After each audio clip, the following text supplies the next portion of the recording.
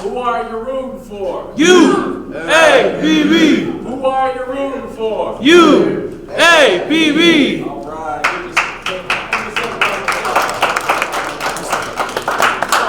I've been at work since 3 a.m. I work the morning shift from 3 a.m. to 11 a.m. Monday through Friday. So I'm going to show you some of my past work. I'll give you some bullet points to walk away with, and then we'll open the floor for questions. Grandma died outside. I was gonna say something else. Before you head out, you may need a jacket. And The Rock, this is one of those mornings. Look, people need a little hot chocolate. Is it too early? No, it's a couple of mushrooms. Mushrooms.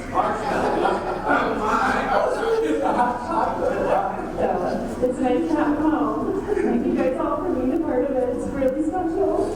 Thank you. You can feel the love from that. That was free staffing reporting. Every Becky has 4 kids, by the way. Happy birthday to you. What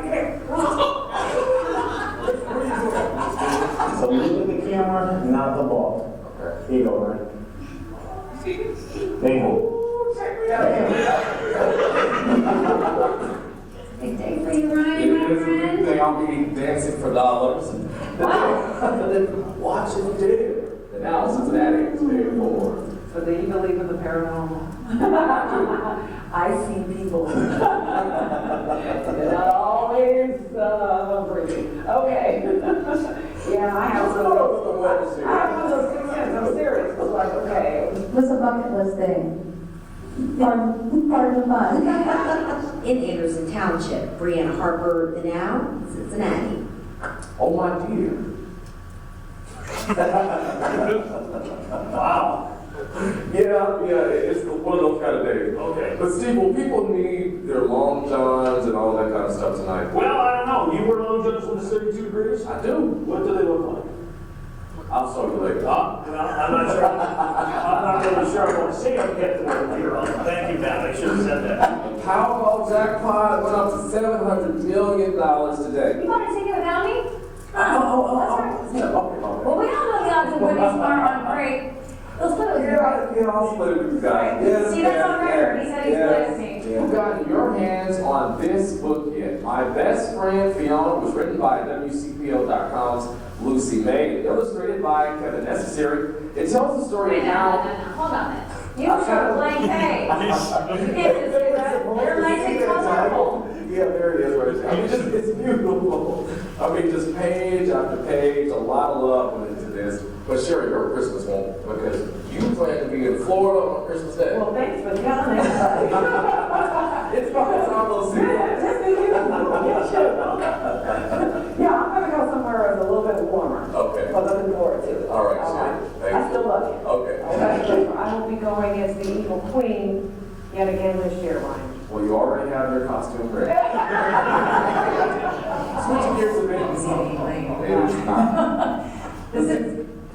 This is actually dapper today.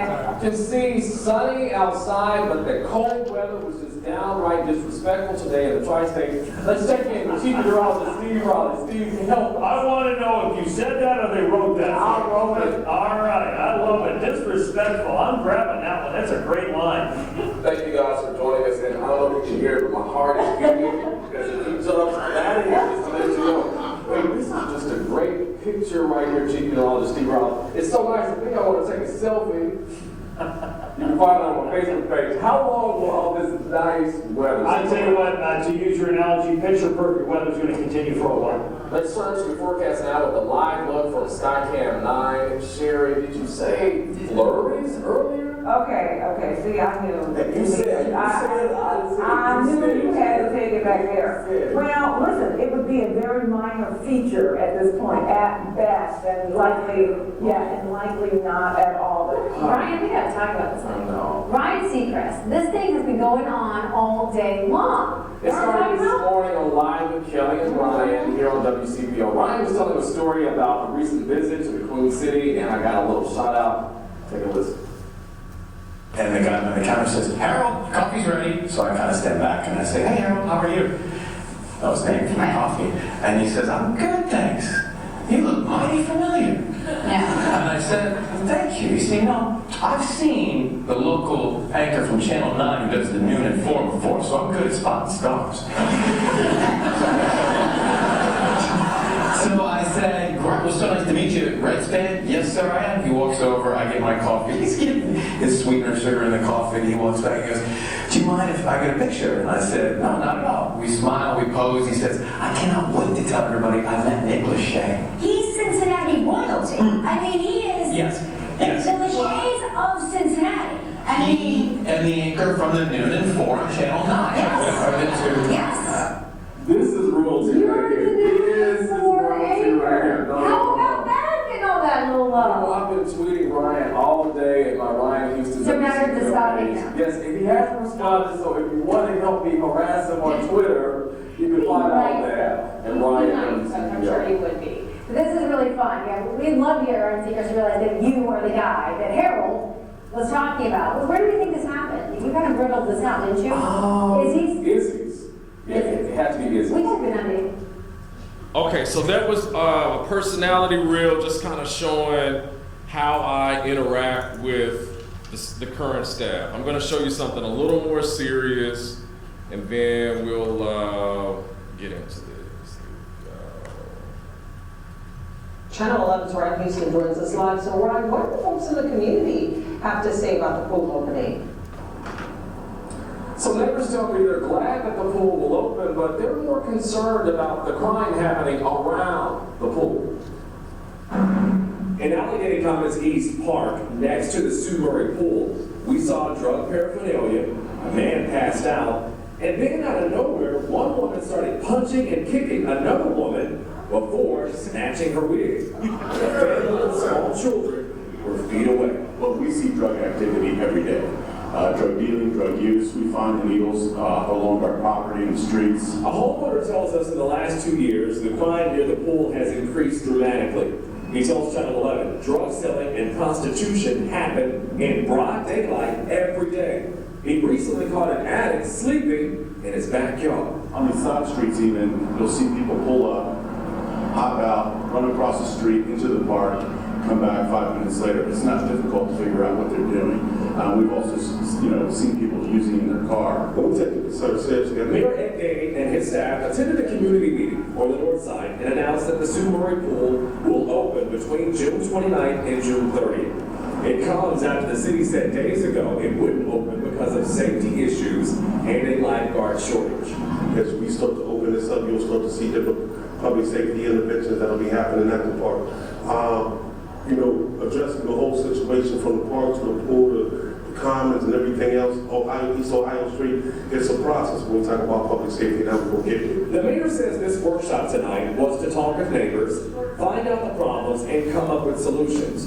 But neighbors tell me they're tired of talking and ready for action. It's one of those things where if you ignore it for too long, it starts to grow and grow and grow because there's no consequences to it.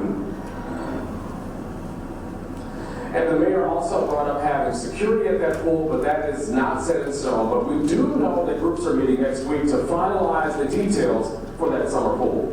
Ryan Houston, Channel 11 News. The viewer tells us that she's on a fixed income, and after the scammer stole thousands, her family told her to call Channel 11.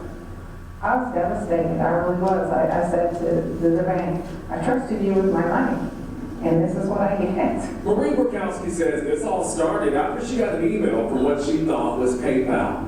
The email stated there was a problem with her account, and she needs to give them a call right away. That should be an alarming thing for you. He says, well, somebody got in there, and he starts reading off the amounts, $499.30, 5 something, it was going on, and I was like, oh my God, don't worry, he tells me.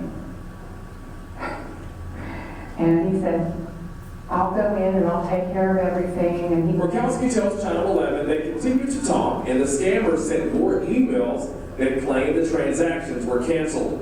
The very next day, she says she checked her account and noticed several Zelle payments sent to someone she doesn't know. She tells us almost $3,000 was missing from her account. Borkowski says she filed a police report, closed the account, changed her passwords, and called PNC Bank. Somebody calls me from PNC and says, sorry, we can't give you any of that money back because you gave this person your PIN number. And I said, I gave nobody my PIN number. Well, you know, that's just the way it is. So Burkowski and her family reached out to Channel 11 for help. I emailed PNC Bank officials last week, and 2 days later, I got my money back thanks to you, because I don't think if you wouldn't have called PNC, nobody was willing to help me there. we also reached out to PayPal and Zelle. Zelle writes in part, education is one of the best defenses against fraud and scams, and our financial education center houses many helpful resources. And a spokesperson for PayPal states in part, we have a zero tolerance policy on our platform for fraudulent activity, and our teams are working tirelessly to protect customers. And both companies sent over a long list of tips on how to spot a scam, and you can find it on the WPXI News app. Ryan Houston, Channel 11 News. That's right, I saw. Okay, so that is that. I just wanted to show you how you kind of have to be able to, you know, have fun, and you have to be able to be serious as well. So I just wanted to start off with a couple of questions. So how many of you guys actually watch the news? Not our. Okay. So why do you want to be in television news if you want to be in it? Who wants to go first? Why do you want to be in television? Okay. Nobody wants to be in television. Okay. So who in this room, who's majoring in broadcast? Okay, so what do you plan to do with this degree? Well, I was going to be like on the news. I want to have on a TV show where I'll be talking in front of people, Okay. everything. But I feel like the newsroom would be a great way to start. Yeah. Take what I get from that and then implement it to our. Okay. What about you in the back? Say it again? You want to do sports? Sports broadcasting. Anybody else? Who had their hand up over here? I want to be a news anchor. You want to be a news anchor? Okay. So I found my people. So who can tell me a local, state, or national news story that's happening right now? Yes. Okay. Anybody else on this side? A local, national, state story? Nobody over here. Okay. What about on this side? Trump being indicted. Trump being indicted. Which one? He's been indicted at least 4 times. At least 4 times right now. So I asked you guys those questions just because you gotta, if you want to be in television news, you gotta keep up with what's happening in your community. You gotta know what's happening on your campus, what's happening in the city, what's happening on the state level, and what's happening nationally. Like the wonderful lady who introduced me, I grew up in Pine Bluff, single parent home. We were really poor. We were on food stamps as a kid. I'm the oldest of 4 boys, a Pine Bluff High graduate, but I came to UAPB to take summer school classes. So I'm a half golden line. UCA graduate, and before I graduated, I had my first job in television in Albany, Georgia. From there, I just sort of worked my way up, all the way up from city to city. In this line of work, you have to move a lot. You got to move a lot to sort of move up, because you said you wanted to be a news anchor. Some of the highest paid roles in the newsroom normally are, your chief meteorologist and your news anchor. And once those people get those jobs, they don't leave. So if you want to move up, you got to move around. And that's exactly what I did. Some key advice before I open this up to any questions. the best advice I would give myself if I had to go back and do this all over again, intern as much as you can. You need to know if this is something that you actually want to do. You need to know what it's like before you graduate, before you walk in the door. You need to know that it's very stressful. The pay is low starting out, even with a degree. The hours are long, very long. You will work all holidays. We are like the police. We don't get no time off. Now, you get vacation and things like that, but Christmas, I work a lot of Christmases. I work on Thanksgiving a lot. It just happens when you're the new guy in the newsroom. And don't think once you graduate from this school that you're going to walk in making 6 figures, because you're not. You know, it took me, my first job, I made $25,000 a year. That's after a degree. And I actually made more waiting tables in Conway than I did on my first job. Actually, on my first job, I had to work at Dollar General and stock shelves. And a couple of customers, they would come in and they would say, "Aren't you Joe from the news?" And I was like, "No, that's my cousin." That's my cousin. Just because it's so hard when you're first starting out to make ends meet. I said that to say I have a friend who he just got promoted to becoming the main anchor in Los Angeles, the evening anchor. And I know he has to be making at least $500,000. So just know that if this is the line of work that you want, then it is possible, especially if you keep God on your side. So I want to open this up to any questions. Any questions? What you got? I got 2 questions for you. Okay. Coming from Palm Bluff, where did news, your heart feel for news come from? What made you want to go into a career in broadcast journalism and be a news anchor? For one, and then how were you able to get the dialect that news anchor? Because everybody doesn't start out talking like that. Because you don't talk like that right now, I know. You don't have the same dialect that you do on the camera. Yeah.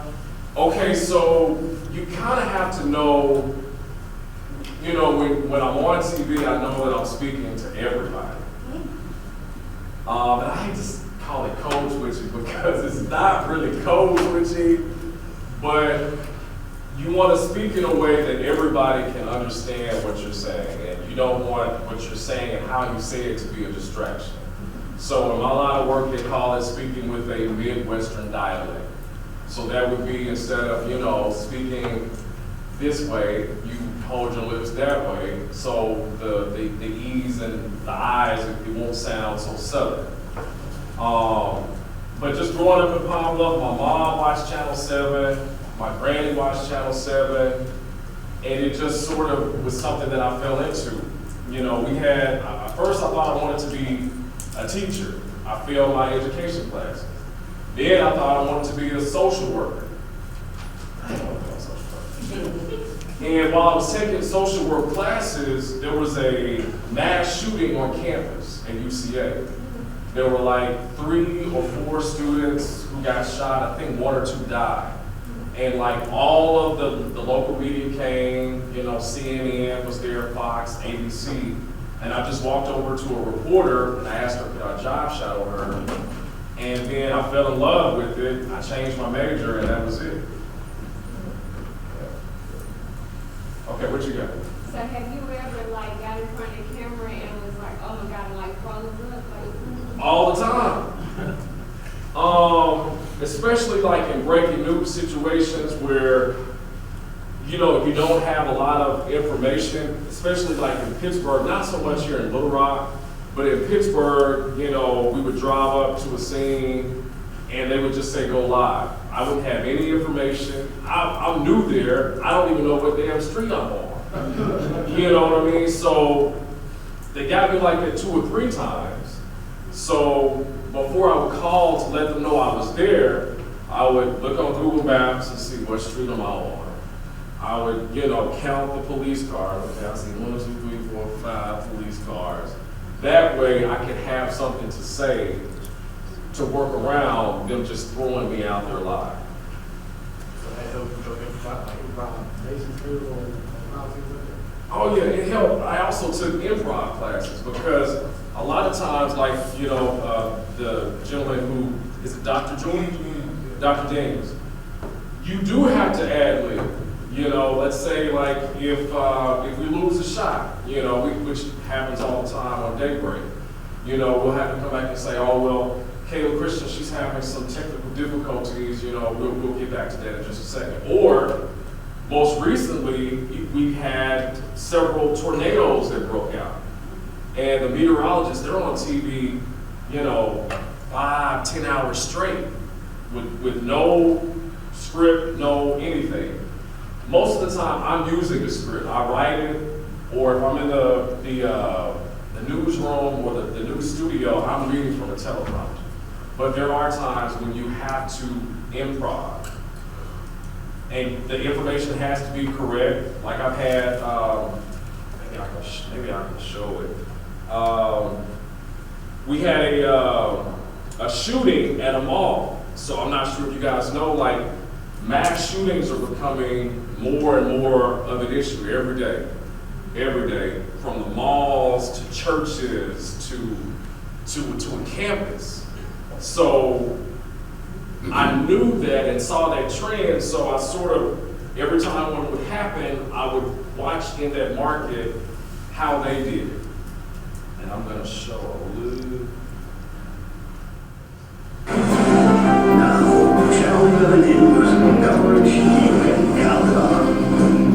And we also had Channel 11's morning anchor, Gordon Lesh, with us. He was inside the mall and was sitting into the back of the store. He joins us now on the phone. Gordon, can you hear me? I can, Ryan. I can tell you that we got to the mall probably about 4:30 this afternoon, and we were at the Lego store, my daughter and I just got to the mall, and we're just inside the Lego store. That was probably about 4:40, and that's when I heard one of the workers say, "Call security." And I looked out the front glass of the store, and that's when I saw everybody running. The workers here were very good. They quickly had everybody come into the back room, the storage room near the Lego store. We probably have about 30 people back here, and there's probably about 6 workers. They barricaded the door. They've been sending messages, trying to find out what's going on, but we ended back here, and everybody's in pretty good spirits. There was certainly a lot of panic in the beginning. I did not hear a shot. All I saw was people running. I heard a little bit of screaming, but running towards the exit. That exit is right, very close to where the Lego store is, right kind of in the middle of the mall. So we've been in this back room now for probably about 45 minutes, and the workers here have been great at keeping everybody calm, but certainly need a short moment there. Gordon, one last question. I know you're a parent, you're a father, you're in this, in the mall with your child. How are you and your family doing right now? We're doing good. The kids, there's several here. We're definitely pretty scared, and so it was certainly a lot to go through. You don't want your child to panic, but that's exactly what was happening in those first couple of minutes. But the workers here have been great. They've been kind of distracting the kids, giving them little toys to play with as we all sit here in the back room. And everybody's been pretty good. Everybody's been pretty calm as we just kind of wait this out and make sure everybody's okay. No, okay, so that's that. So I just wanted to kind of expound on how important it is to be able to improv and help the viewer understand what's happening as you're getting information. Anybody else? Any other question? Going into like your different studios, to say once you leave your other studio, go to another, how are you able to gauge the dynamic of your new studio going in and just dealing with your new coworkers? Yes, y'all are there for long hours of time, so you're spending a lot of time here. But how are you able to fully feel comfortable and have that type of relationship with your co-host or your co-anchor? Yeah. You're not crossing boundaries, I guess, in a sense. Well, you do that just by being yourself. Maybe you will see that coworker, at the water cooler, and maybe you ask, him or her, oh, how's your dog doing? Or they'll come in and they'll say, oh, well, you know, my mom, she's in the hospital right now. She has cancer. You know, so you just pick up on little things as you talk to people, and if you just build that chemistry as you go. You know, you talked about walking in, not knowing anybody. A lot of times, a lot of these different newsrooms, sometimes I'm the only black in the room.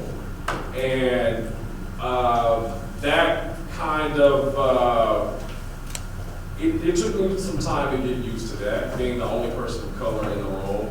But just know that if you go in and you're the only one there, that your mom is there with you, your grandmother is there with you, your ancestors are there with you, and God is there with you, and you are there for a reason. You're there to bring your perspective to the table. They have you there for a reason. That being said, have you ever had any animosity in your culture, like jealousy or greed because they're better than them or they look better than them? No. For real? Yes. Yeah, and it can be challenging too, especially, you know, if the other person is seasoned and they've been there longer, they're making more than you. But you bring it away. Yeah, but you just have to go in every day knowing that I'm here for a reason, and I'm not going to allow this one person that doesn't like me, you know, I don't care that you don't like me. I'm here, so you're gonna have to deal with it. You're gonna have to take it, you know. So as long as you have that attitude, and it's really about the viewer, it's about the work, it's about, you know, helping people with whatever they need, and as long as you keep that, you're good to go. How are you able to advocate for yourself despite the diversity? Because I know us being black and being in that career field, it can be hard for us. So how are you able to advocate for yourself? Say if you are in different situations and you feel like you don't know which way to go and don't want to come off or like rude or you already think you're angry. You pray. A lot of prayer. A lot of prayer. And then you find different people in the newsroom who are your allies, who you can go to, or if you have another mentor in the business and you say, well, you know, Sally, how do I deal with this manager or this person and they consistently deny my off days or they're consistently treating me, you know, this way? How do you handle that? And as long as you have your mentors in the business or someone inside the building who can help you, you know, that will definitely help you navigate that. That and prayer for sure. Have you ever wanted to move up, like hiring or? Yeah, I mean, every time that I moved, it came with more money and a bigger position.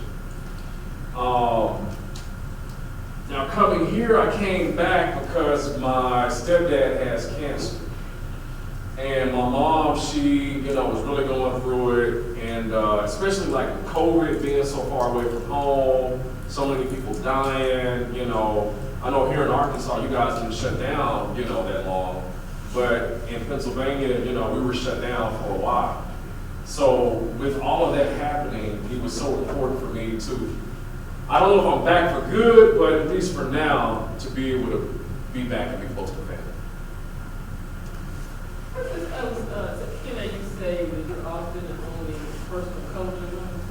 I was a journalist back in the 70s, but I'm only 10 back in the 70s. So I see that it hasn't changed a whole lot. Yes and no.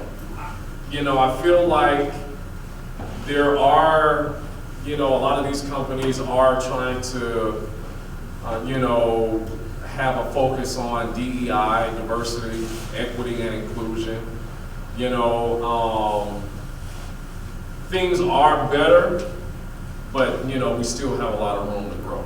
So that's why, you know, classes like this are important. You know, if this is really what you want to do, you know, take it serious. Just because you go to UAPB doesn't mean that you can't, you know, do what I'm doing. Actually, we're hiring right now. We're looking for photographers. We're looking for producers. We're looking for editors. So if you have a weekend, you know, you want to come work just to see what it's like, you know, and get paid as long as you have a car and you're dependable, we'll hire you. You don't have to move around like I did as much. You can start in Little Rock. And if you're looking for work, let me know. Any other questions? Any other questions? What you got?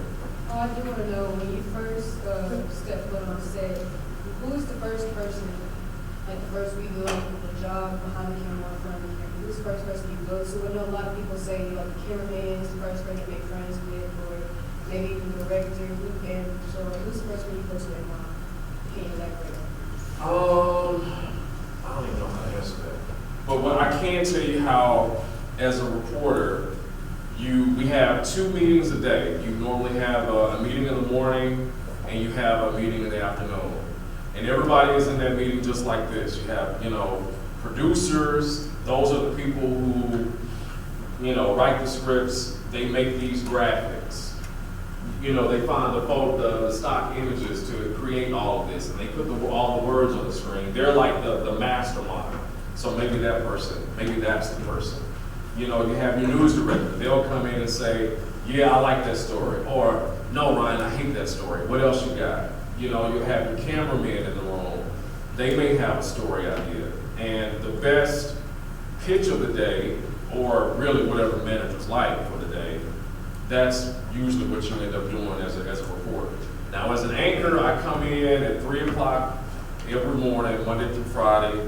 I check Facebook, Twitter, TikTok, Snapchat, The Shade Room, Little Rock Hood News, all of that, just to see what's going on nationally, on a state level, and, you know, here in Pine Bluff and in Little Rock.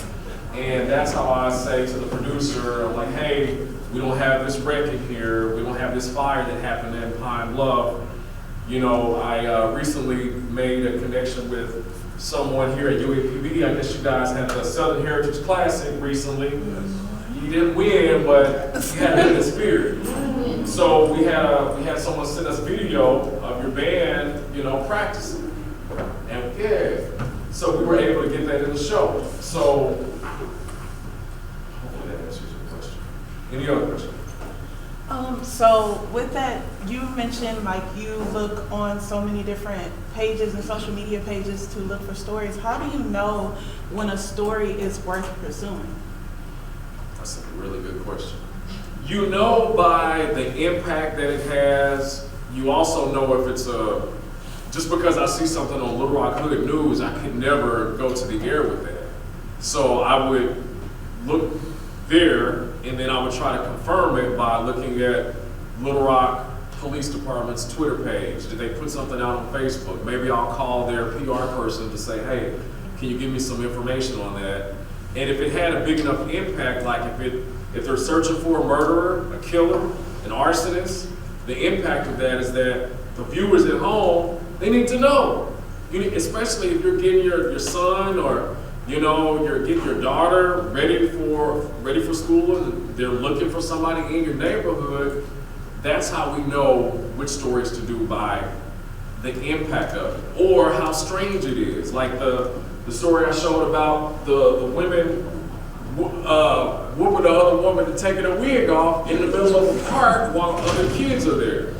You also had drug addicts high on heroin just passed out.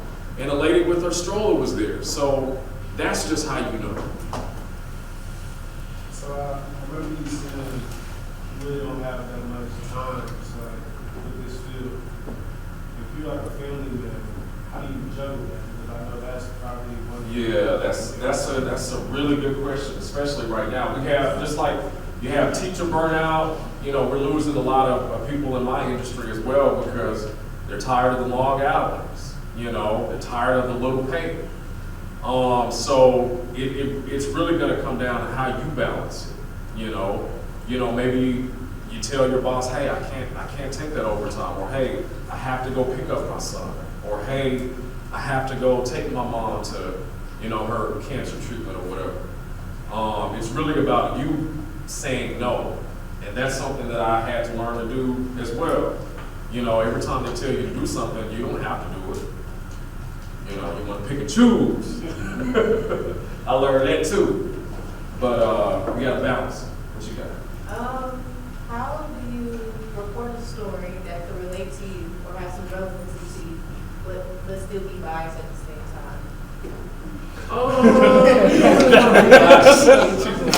You want to be unbiased. Now, I didn't show it, but when we had all the George Floyd protesting happening all across the nation, in Pittsburgh, they actually had a march that turned into a riot. You know, they ended up, you know, burning a police car and, you know, busting out windows and things like that. So I had to be honest about what I was seeing, but as a journalist, you know, I'm a black man. I have little brothers, I have nieces and nephews, and I said on the air, I have chosen not to watch the George Floyd video because that could be my brother, that could be my uncle, that could be my nephew. So I don't necessarily want to see that video. So as soon as I said that on the air, they took the video down and they didn't show it anymore. So you have to be honest and direct. And sometimes what you're watching, you can say things like that because that's honest. So for instance, like the Alabama brawl, I don't know if you had I've seen it. Yeah. Well, I don't know if you had to talk about it because it was national. Like, how do you go about it? You know, because people have so many different connotations when it comes to it, whether it's black or white, and their views on it, so it's like it could be controversial as well. Yeah, I mean, well, stuff like that, you kind of just, unless you have your own YouTube channel, unless you have your own TikTok channel where you get your advertising dollars and you can just say what you want. But if you work for a major company, Sinclair, Cox, ABC, CNN, you're not going to necessarily, unless they hired you for that, you just give the facts. You give the facts of the man threw the hat up, the other guy swam across, they beat the guy who threw the hat up, and then all of a sudden, all these other people came and started hitting people on the head with chairs, and they were thrown in the water, and you just give the facts. Yeah. Because people who are watching the news, they don't watch for, you know, my opinion. They want to know what's happening in their neighborhood. They want to know what the weather is and things like that. What you got back there? I got kind of three questions, just three short questions. So, did you have any internships? How long did it take you to get to where you are now? And to circle back to where you said that there might be opportunity to work, what type of hours and what would we be doing? Well, man, it's wide open right now. So, if you know, I can give you my email and you know, put you in contact with my boss, but we're so desperate right now, you know, we'd take, you know, part-time, you know, 2 days a week if it's Tuesday and Thursday, you know, evenings, or if it's a Friday, Saturday, Sunday, and it would just help you to know if this is what you want to do. It'll also tell you if this is not what you want to do. What was the other part? Did you have any internships, and how long did it take you to get to where you are now? So I've been in television now for about 13 years. So it took me to get a main anchor position, it took me maybe like 4 years to actually get to where I sit in that seat 4 days a week. 5 days a week, it took me 4 years. And I had 2 internships. I interned with Channel 11 in Little Rock. And I went in knowing that a lot of people who get a broadcast journalism or mass comm degree, they don't use it.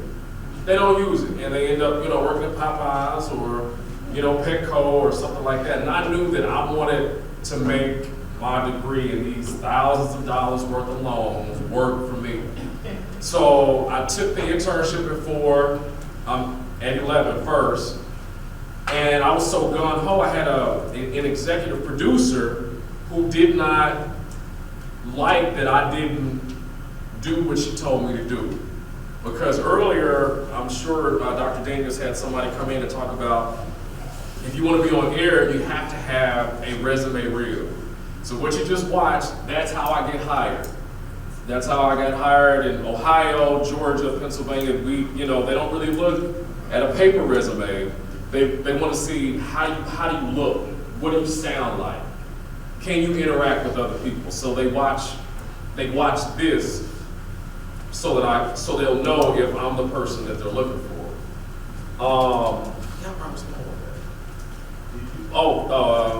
So 11. I got the internship, completed it, and the lady, the EP who was over me, she tried to fail me. So I had to have a meeting. I don't know if he knows about it. He used to work with us together. But I had to have a meeting with like the heads of the department, and they were like, okay, Ryan, she's saying that you didn't do what you were told and blah, blah, blah, which she was right. But I left with a resume. But if I would have done what she had told me to do, I wouldn't have had this. So she tried to fail me, so I didn't get hired at 11. So I took another internship with Channel 4. And I did what they wanted me to do a little more, but I still left with another resume, and I was able to take that and get my first job in Georgia. Have you ever found yourself having an alternate for your report? What do you mean? Like on like camera or anything behind it? When you ever like I mean, like when I first started,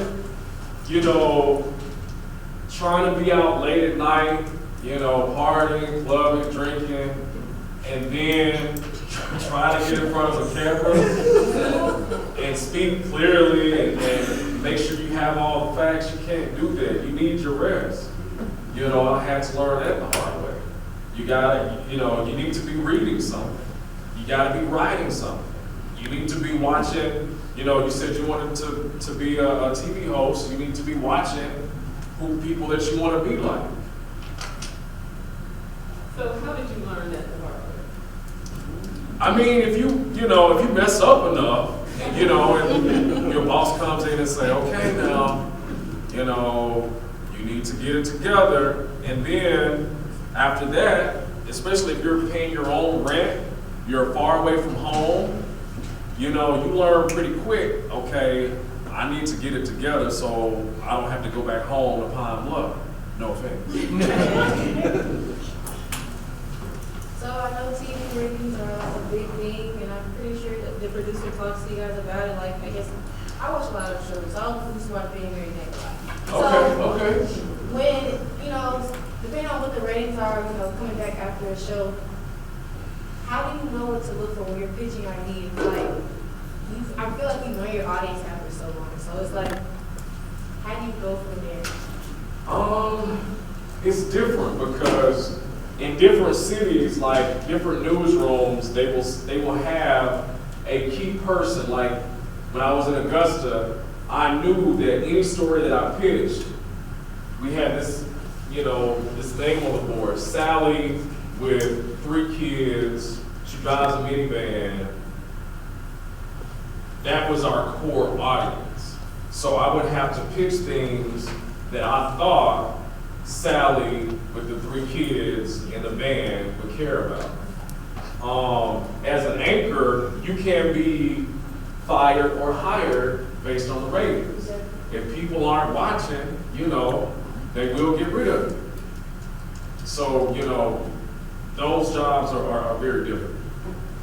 Any suggestions for students as far as techniques to keep your composure when every single thing goes wrong? The teleprompter's off, they're playing the wrong clip, they don't have this down, they're playing the wrong music, and everything goes wrong, but the camera's on you and everybody's watching you deal with everything going wrong. How do you deal with that? Cut the break? Cut to break, or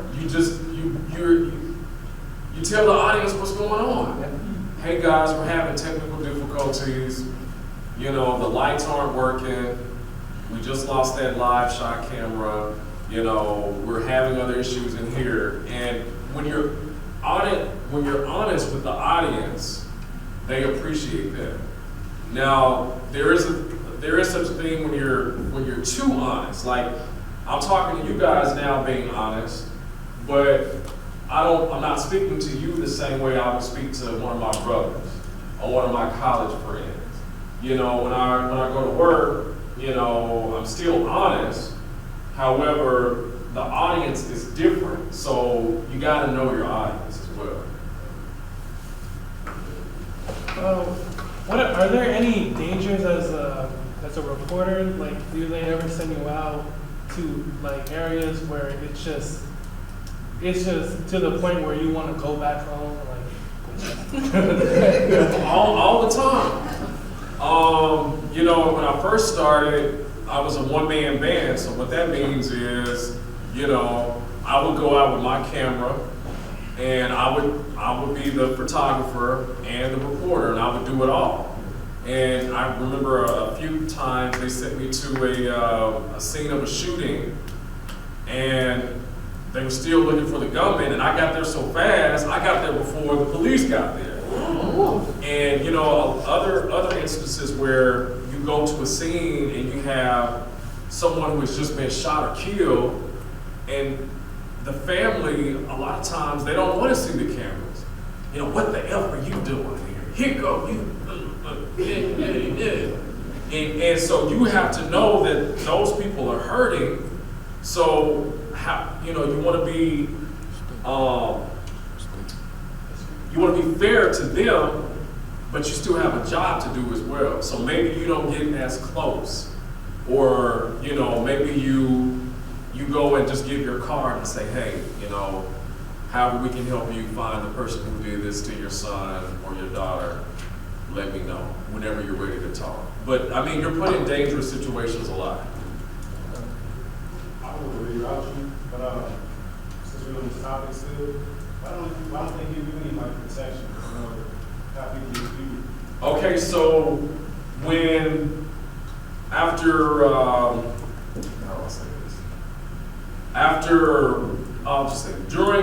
during President Trump's presidency,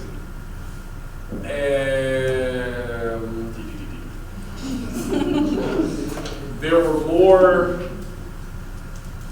Let's say this. You guys are recording me. We need to pause it real quick. No. Cut to commercial. Right, cut to commercial. I'll just say that during his presidency, the different stations where I worked, they would send out with us, you know, security guards, you know, covering a protest, especially if we knew it was a protest, because sometimes things got violent. During the thick of the COVID and the mask mandates and the debate, you know, sometimes we would have a security guard that would go with us. So sometimes each station, you know, they will decide what the story is if you need security, and they'll have that with you. But in smaller markets, you probably are not going to get that. I don't know. What has been your most difficult story? Most difficult. I mean, well, my first story was probably my most difficult. They sent me out to a car crash, and I still saw. I got there before police again, and the man was dead. That was my first time seeing a dead body. There was blood everywhere. There was blood on the windshield. I mean, you never forget the first time you see something like that. So, you know, knowing how to shoot that, how to be honest with it, while also honoring that person's life, that was probably, you know, one of the hardest first stories I've ever told.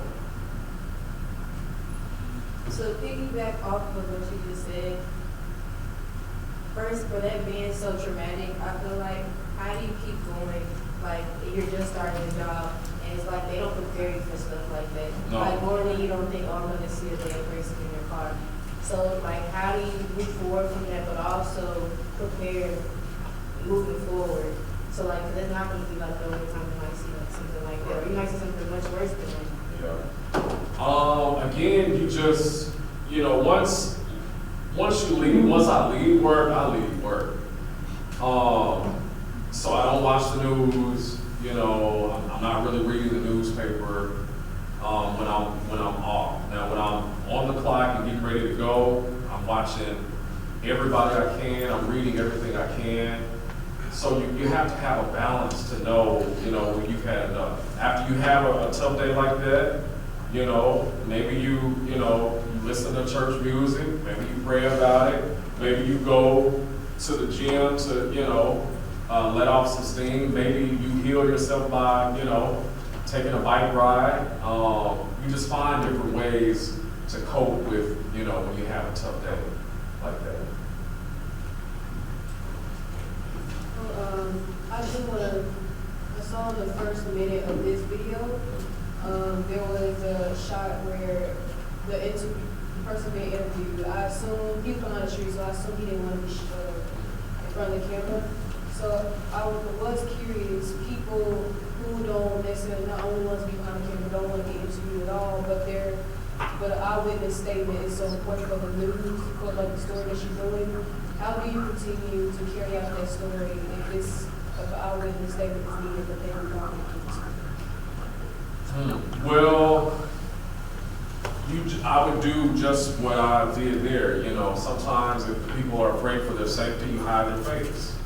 Other times, you know, if I'm talking to a mom at a scene where, you know, her child, you know, got shot, and I talked to her off camera, you know, I would say, you know, the mom, she's too emotional to speak right now, but she tells me that this is her oldest son, and he's leaving behind, you know, his 2 kids, and he, you know, was a good kid. So I just relate back what that person told me, or we hide their face. Anybody?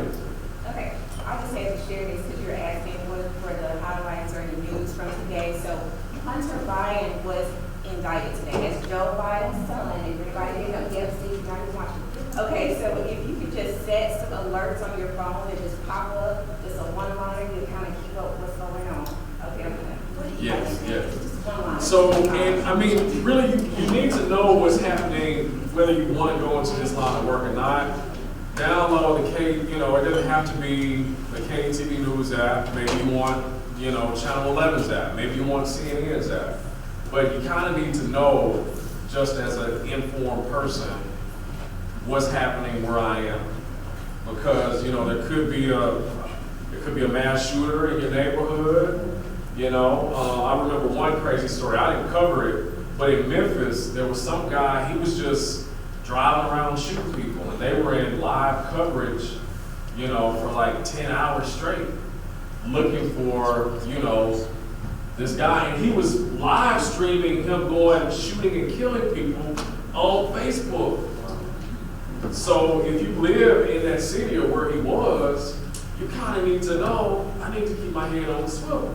But if you don't know and you're just going to the gas station and you don't know to look for a red Honda Accord with rims and tint, you know, you could end up being, you know, a victim. But Ryan, I just wanted you to make a comment on this, especially when you look at the market trends for TV, for television, as compared to other media outlets.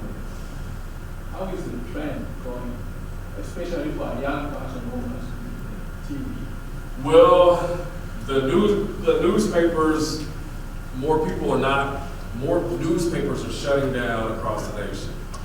TV stations are shutting down across the state, across the nation. Less people are actually watching the news. You know, my biggest competitor is not Channel 11 or Channel 4. My biggest competitor is a cell phone, because, you know, everything that I'm going to tell you, you can get from your cell phone. And a lot of, even in the room, when I first asked, you know, who all watches the news, it was maybe 20% of you. So, you know, I'm not saying that it's It's changing for sure. So anybody in college right now, my advice would be to know how to do it all. You know, you want to be tech savvy. You want to know how to work with AI instead of, you know, working against it. I haven't really worked with it that much. So the more prepared you are for the future with technology, you guys can do anything. And that's my teacher, Miss Collins, right there. Talk about the importance of subject-verb agreement and not spitting verbs when you're on the air. Because we're not listening for all of that. And there are other people doing the same thing. I is, we these, you supposed to gauge me. You know, how important is it to understand good grammar? You have to use good grammar. And you do that. You did that in high school. You know, the importance of reading and understanding literacy. I mean, it's really important because, again, if you, I can say I, is, and be, you know, to playfully to certain people, but then somebody else may turn me off. You know, so while I'm, you know, trying to, you know, connect with this one person, 10 other people that don't speak that way, oh, he's not credible. He doesn't know what he's talking about. And sometimes people judge you by what you look like, how you carry yourself, how you speak, you know, all of that. So it's extremely important. The more you read, the better you'll be. Reading anything, whether it's, you know, something, a quick article. I like to read, you know, trashy romance novels. I like to read self-help books. I just like to read. Anybody else? Anybody else? Has something traumatic ever happened to somebody you know and you had to cover it on camera? Somebody I know. Somebody I know. No, thank God, not yet. But I did find out that my uncle died maybe 10 minutes before my show. And I found out on Facebook. And, you know, that's tough, especially if you're close to that individual. So, you know, you just try to hold your composure.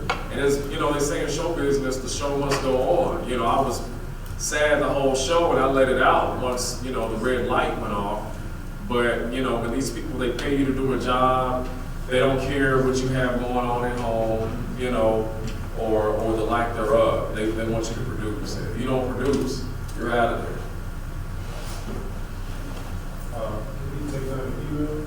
Yes. My personal email is backpackreporter@gmail.com. That's BACKPACKREPORTER@gmail.com. You can also find me on TikTok, Houston on TV, Facebook, Instagram, Houston on TV. All right, this will be our last question. When you first started out at your first studio in Albany, Georgia,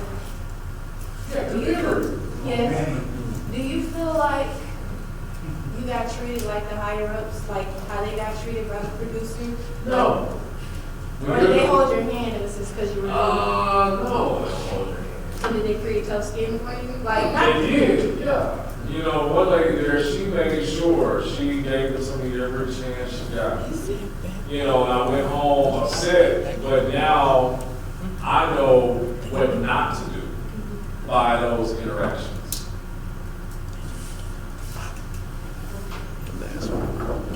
Let's give Mr. Houston very good day. I want to congratulate each of you on making it to the end of BEA Day at UAPB. But we want to also recognize our co-sponsors for this event. Besides the Broadcast Education Association, we also have the Arkansas Broadcast Association that provided our lunch today. So let's give them a hand. I listened to some of the questions in that last session, and I know some of those same topics were addressed earlier today. So what you got to do is bring together all the wisdom that you've heard from our beginning to our last session. What we heard at lunch, the contacts you picked up. I'm taking back at least one resume to Tuscaloosa because we have a future student in the room in this particular university. But I bet Dr. Smith has a future student in the room also at Ole Miss. The connections you make today can be life-changing. He just gave you his email address. How many of you are going to email him right today, this afternoon? I'll give you my work number too if you want. All right? That doesn't happen every day. It's amazing how our business, in television news especially, is a very small business. I had no idea that Mr. Houston and I worked in the same market at competing stations, different times. I was at WLWT. Oh, wow. Yeah, okay. 5 at that time. Okay. But there are very, very few places we haven't been where we know someone we either worked with, competed against, or gone to school with. That's because there's a network. Remember we talked about those tools. What was the first one today? The tools you need for success. Resume, portfolio, networking, 15 seconds, 30 seconds. Elevator pitch. It's the last one. 2 more. Branding and possibly graduate education, maybe. All right, keep those tools in mind. I want to see at least 5 applications for our MMJ program. What's MMJ? Multimedia Journalists. All right, and don't forget the RAB Scholars Program. Scholarship deadline is when? October 13th. All right, and we're going to have a very vibrant NABJ chapter for people coming to Chicago. All right, all right. These are outcomes, these are next steps. It's up to you to take that, make that move, to take that step. Thank you all very much. Dean, you want to say anything else before we wrap it up? Closing remarks? It will be very short. Anyways, you guys, this is your domain. It's not my domain.